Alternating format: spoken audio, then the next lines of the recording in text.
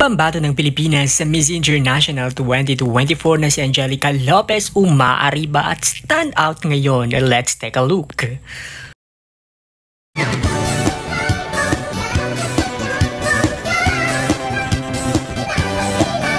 Mag-subscribe ka na! Hello pageant lover, hello international, hello Philippines, welcome to my YouTube channel. Talagang umaariba at di rin nagpapatalo ang pambato ng Pilipinas ngayon sa Miss International 2024 na kasalukuyang ginaganap ang mga pre-pageant activities sa bansang Japan kung saan gaganapin ang Miss International 2024. Talagang kabog umaariba. Stand out ang pambato ng Pilipinas na si Angelica Lopez sa Miss International 2024. Talagang masaya ang mga kandidatang lumilibot ngayon sa bansang Japan para sa kanilang mga pre-pageant activities.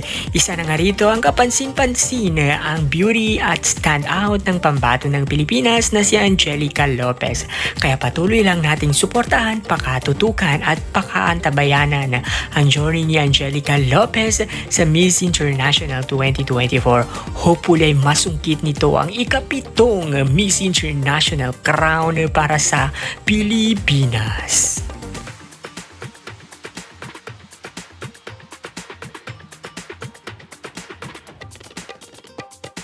Let's do the trivia in the world of pageantry.